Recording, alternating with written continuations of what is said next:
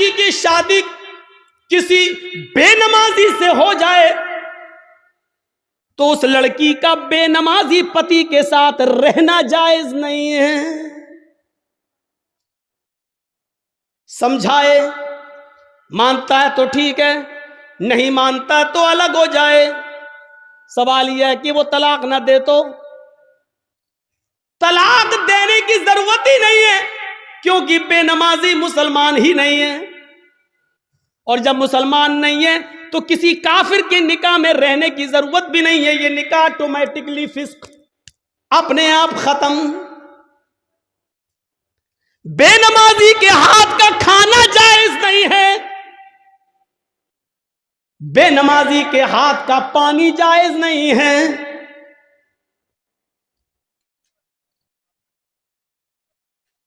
بے نمازی اگر مر جائے تو اس کی نماز جنازہ پڑھنا جائز نہیں ہے. بے نمازی اگر مر جائے تو اس کو مسلمانوں کے قبرستان میں دفن کرنا جائز نہیں ہے. کیا کیا بتاؤں.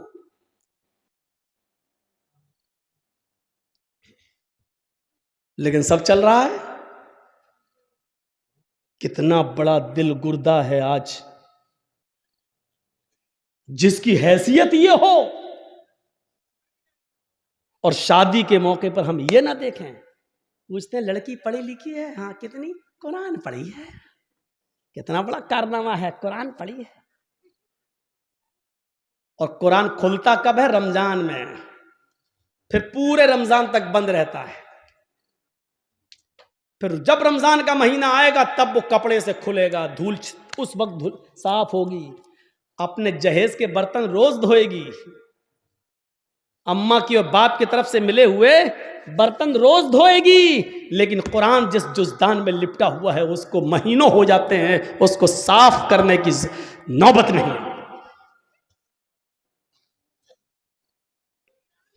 جس طریقے سے بے نمازی عورت بے نمازی آدمی کے ساتھ نہیں رہ سکتی, اسی طریقے سے نمازی شوہر کے ساتھ بے نمازی عورت نہیں رہ سکتی.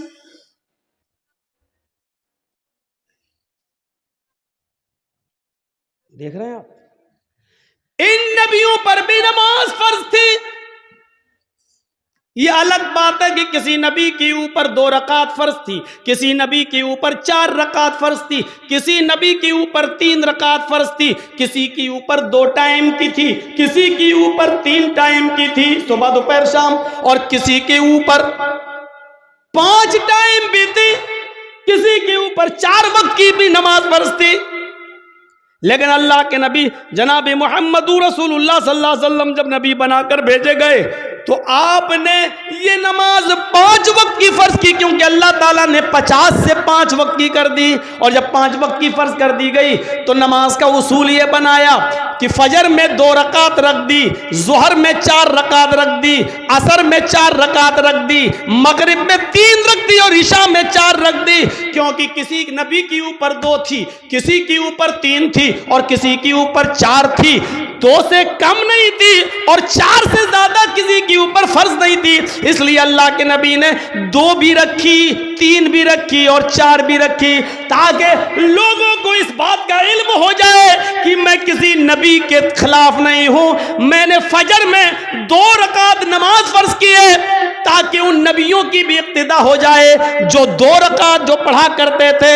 3 رکعت بھی میں نے مغرب میں رکھ دیے, کیونکہ کچھ نبیوں پر 3 وقت 3 رکعت فرض تھی, تو میں نے ان کو کی 3 رکعت بھی رکھ دی تاکہ اس نبی کی سنت بھی زندہ ہو جائے. اور جن نبیوں پر 4 رکعت فرض تھی ہم نے ظہر, عصر اور عشاء میں 4 رکعت فرض کر دی تاکہ اس نبی کی سنت پر بھی عمل ہو جائے.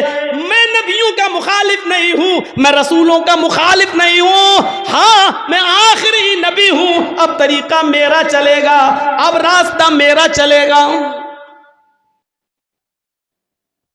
دنیا میں 3 قسم کی مخلوق ہے.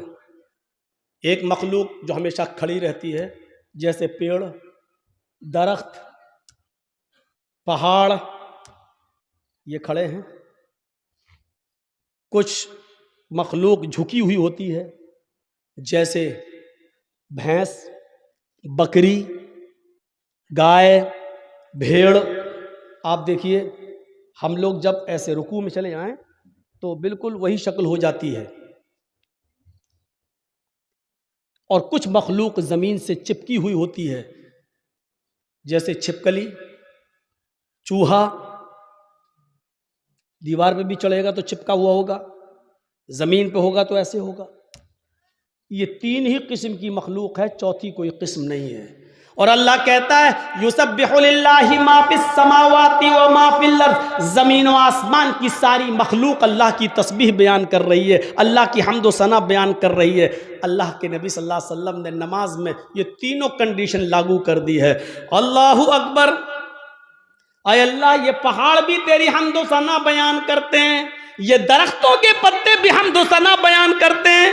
اگر تجھے کھڑے ہو کر کی جانے والی عبادت زیادہ پسند ہے درختوں کی، پہاڑوں کی، تو دیکھ میں کھڑا ہوں. اللہ اکبر، میری اس ادا کو قبول کر لے.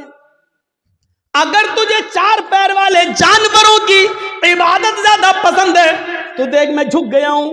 اللہ اکبر، میں نے رکوع کر لیا ہے، دیکھ میں نے بھی ان کی طرح شکل بنا لی ہے. اگر تجھے چھپکلی، چوہے اور زمین پر رینگنے والے کیڑے مکوڑے، سانپ بچھوؤں کی عبادت اور ان کی تسبیح پسند ہے تو دیکھ میں سجدہ کر رہا ہوں. اللہ اکبر، زمین پر چپک گئے، سجدہ کر لیا. اے اللہ اگر تجھے یہ حیات پسند ہے تو میں بھی اس حیات کو کر رہا ہوں. تینوں چیزیں نماز کے اندر لاگو کر دی ہیں. پتہ نہیں اللہ کو کون سی ادا زیادہ پسند ہے. اللہ تینوں اداؤں میں سے جو تجھے پسند ہے وہ قبول کر لے. آئیے ایک اور چیز بتاتا ہوں آپ کو. اللہ کے نبی صلی اللہ علیہ وسلم کے پاس چند صحابہ آتے ہیں. ہاں سنیے، زبردست چیز. چند صحابہ آتے ہیں اور آ کر کہتے ہیں اے اللہ کے نبی صلی اللہ علیہ وسلم،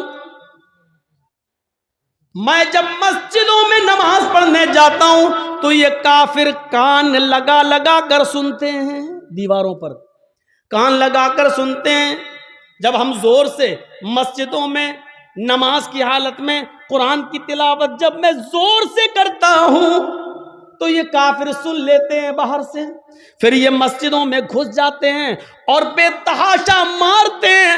اتنا مارتے ہیں کہ مارتے مارتے پیڑتے پیڑتے ہمیں بدحال کر دیتے ہیں، لہو لہان کر دیتے ہیں. پوچھا اللہ کے نبی صلی اللہ علیہ وسلم نے اچھا یہ بتاؤ کہ وہ کس وقت کان لگا کے سنتے ہیں؟ کہا اللہ کے رسول وہ جب شام کو کام کر کے واپس آتے ہیں، جب تو وہ کان لگا کر سنتے ہیں. یعنی عصر کے وقت. تو اللہ کے نبی صلی اللہ علیہ وسلم نے فرمایا اچھا تو کان لگاتے ہیں وہ دیواروں پر؟ کہاں. تو ٹھیک ہے پھر عصر میں تم قرآن کی قرأت زور سے کرنا بند کر دو، یعنی آہستہ پڑھ لو. اور کب کان لگاتے ہیں؟ کہ اللہ کے رسول قیلولہ کرتے وقت. ہم لوگ جب دوپہر میں کام کر کے آتے ہیں، گھر میں کھانا کھا کے تھوڑا سوتے ہیں، قیلولہ یعنی ظہر کی نماز کے وقت وہ کان لگا کر سنتے ہیں اور ہم کو پکڑ کے مارتے ہیں جب ہم زور سے قرآن کی تلاوت کرتے ہیں تب. تو اللہ کے نبی نے کہا ظہر میں بھی تم قرآن کو آہستہ پڑھو. دیکھیے آپ نے یہ نہیں کہا کہ نماز گھر میں پڑھ لو. مقامی آدمی ہو جو کہیں کا رہنے والا ہو، آپ اپنے گاؤں کے رہنے والے ہیں تو آپ اپنے گھر پہ نماز نہیں پڑھیں گے. کوئی مسافر آدمی ہے، سفر سے آیا ہے تو وہ جہاں ٹھہرا ہے، جہاں رکا ہے، وہ نماز پڑھ سکتا ہے اپنے مقام پر جہاں وہ ٹھہرا ہے، اس لیے کہ اس کو قصر میں کرنا ہے، 2 رکعت پڑھنا ہے. اور مسافر ظہر اور عصر ایک ساتھ پڑھ سکتا ہے، مغرب اور عشاء ایک ساتھ پڑھ سکتا ہے، وہ 2 نمازیں ملا سکتا ہے، اس کو گنجائش ہے. لیکن مقامی آدمی کو نہیں. اللہ کے رسول نے ان سے کیا کہا؟ اچھا ظہر میں مارتے ہیں اور عصر میں مارتے ہیں. کہاں؟ تو ٹھیک ہے ظہر میں آہستہ پڑھ لو اور عصر میں آہستہ پڑھ لو. اچھا یہ بتاؤ مغرب میں؟ کہ اللہ کے رسول وہ بہت دیر سے آتے ہیں تو مغرب میں وہ کان لگا کے نہیں سنتے ہیں. تو آپ نے فرمایا پھر مغرب میں قرآن کی تلاوت زور سے کرو. اچھا عشاء میں؟ ہاں اللہ کے نبی جب وہ گھر کاروبار کر کے کھیتی باڑی کر کے واپس آتے ہیں تو عشاء میں بھی کان لگا کے سنتے ہیں. آپ نے ہاں تو وہ عشاء میں بھی نہیں سنتے ہیں کیونکہ تھکے ہوئے ہوتے ہیں، کھانا کھایا اور سو گئے. مغرب کے بعد آتے ہیں سنتے نہیں ہیں، اس لیے آپ نے کہا مغرب میں پڑھو زور سے. عشاء کی نماز آپ اتنی دیر سے پڑھتے ہیں کہ ان کو نیند آ جاتی ہے، وہ عشاء میں بھی نہیں سنتے. آپ نے فرمایا تو عشاء میں بھی پڑھو. اچھا فجر میں؟ کہا اللہ کے نبی فجر میں تو وہ خود ہی گھوڑا بیچ کے سوتے رہتے ہیں. تو آپ نے کہا پھر فجر میں بھی زور سے تلاوت کرو. پہلے یہ 5 وقت زور سے تلاوت ہوتی تھی، 5 نمازوں میں زور سے پڑھا جاتا تھا الحمدللہ رب العالمین. جب صحابہ نے شکایت کی کہ اے اللہ کے رسول یہ ہمیں مارتے ہیں، کانوں میں دیواروں پہ کان لگاتے ہیں، سن لیتے پڑھ رہے ہیں تو مارتے ہیں، پیٹتے ہیں، اتنا مارتے ہیں کہ لہو لہان ہو جاتے ہیں. تو آپ نے کہا کب مارتے ہیں؟ کہا ظہر میں. آپ نے کہا ظہر میں آہستہ پڑھو. کب مارتے ہیں؟ کہا عصر میں. عصر میں بھی آہستہ پڑھو. مغرب میں؟ کہا نہیں زور سے پڑھو. عشاء میں سو جاتے ہیں وہ، زور سے پڑھو. فجر میں نہیں اٹھتے ہیں وہ، زور سے پڑھو. میرے بھائیوں یہ سلسلہ چلتا رہا، بہت دنوں تک یہ سلسلہ چلتا رہا، اور اتنے دنوں تک یہ سلسلہ چلا کہ مکہ فتح ہو گیا. جب مکہ میں کامیابی مل گئی اور نبی کی حکومت آ گئی، تب صحابہ کرام نے پھر عرض کیا. اب جو چیز بتانا چاہتا ہوں وہ سنیے. اب صحابہ نے عرض کیا اے اللہ کے نبی جب ہمارے حالات خراب تھے، جب یہ ہمیں مارتے تھے پیٹتے تھے، جس کی وجہ سے آپ نے آہستہ پڑھنے کا حکم دے دیا تھا ظہر میں اور عصر میں، اب تو یہ مارتے نہیں ہیں، اب تو حکومت ہمارے ہاتھ میں آ گئی، اب تو مکہ اور مدینہ کی باغ ڈور ہمارے ہاتھ میں ہے، تو اے اللہ کے نبی ہمیں پہلی والی اجازت دے دیجئے، اب ہم پھر سے 5 وقت کی نمازوں میں زور سے تلاوت کریں. بھئی حالات اب ختم ہو گئے، پہلے حالات برے تھے اس لیے آپ نے آہستہ پڑھنے کو کہہ دیا، اب تو ہمارے فیور میں ہیں حالات، اب تو ہمارے حق میں ہیں حالات، تو اب کیوں ہم آہستہ پڑھیں، اب ہم زور سے پڑھیں گے. آپ نے کہا نہیں نہیں بالکل نہیں. صحابہ نے کہا اللہ کے رسول کیا یہ وجہ نہیں تھی کہ یہ لوگ ہمیں مارتے تھے اس لیے آپ نے آہستہ پڑھنے کے لیے کہہ دیا تھا؟ آپ نے کہا وجہ یہی تھی. کہا جب وہ ریزن ختم ہو گیا، جب وہ وجہ ختم ہو گئی تو اب زور سے پڑھنے کی اجازت کیوں نہیں دی جا رہی ہے؟ اللہ کے نبی نے کیا فرمایا؟ آپ نے فرمایا اس لیے کہ بعد میں آنے والے لوگ جب یہ سوچیں گے کہ ظہر میں عصر میں آہستہ پڑھنے کی اجازت کیوں دی، اور مغرب میں عشاء میں اور فجر میں زور سے تلاوت کیوں کی جاتی ہے، جب یہ بعد میں آنے والے لوگوں کو پتا چلے گا، جب وہ اس کی ہسٹری پڑھیں گے، جب وہ حدیثیں پڑھیں گے، جب ان کو معلوم ہوگا کہ صحابہ کرام مار کھاتے تھے، اتنا پیٹے جاتے تھے کہ ان کی چمڑی ادھڑ جاتی تھی، لہو لہان ہو جاتے تھے، اس کے باوجود انہوں نے نماز نہیں چھوڑی، ماریں کھائیں لیکن نماز پڑھی، آہستہ پڑھی لیکن پڑھی، نماز چھوڑی نہیں ہے.